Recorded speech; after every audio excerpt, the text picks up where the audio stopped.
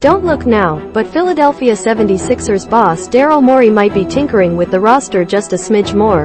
The dust is barely settled after a flurry of moves Wednesday, including cuts to both Charles Bassey and fan favorite Isaiah Joe. While Joe didn't make Philadelphia's final roster after a decent preseason, his time with the Sixers might not officially be finished just yet. According to Kyle Neubeck of PhillyVoice, the Sixers could bring back the sharpshooter on a non-NBA contract. There is some interest, according to a source, in bringing Joe back on a two-way deal if that ends up being possible.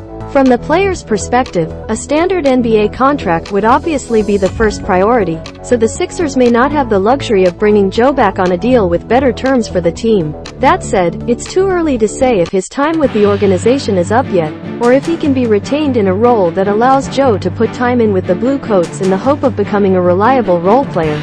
It's an intriguing development, especially after Joe flashed some solid shooting chops last season with the Sixers and during the preseason. Isaiah Joe showed out during 76ers scrimmage. Last weekend, the Sixers held its annual preseason Blue and White Scrimmage, putting the team against itself as the coaching staff makes final decisions on cuts and lineups. With the score knotted at 40 at the end of regulation, head coach Doc Rivers decided to switch things up. Rather than overtime, the two sides would engage in a shootout, with Furkan Korkmaz lining up for Team Blue and Joe taking the reins for Team White. And what do you know, but the last shooter standing wasn't Korkmaz, who appeared in 67 games last season for the Sixers, but rather Joe. It wasn't enough to save Joe a spot on the roster, but it made for an excellent fireworks display. The Sixers tied the Sixers 40-40 in the Blue x White scrimmage. Isaiah Joe wins it for the White team in a shooting competition. Unfortunately for Joe, the cut might not have had anything to do with his play on the court.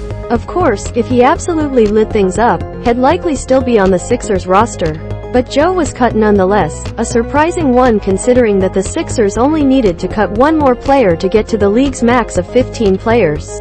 Before cutting Joe, Bassey was let go. The decision very much might have come down to finances. 76ers opened up more cap room with Bassey, Joe cuts. The Sixers were already wedged between a rock and a hard place this summer.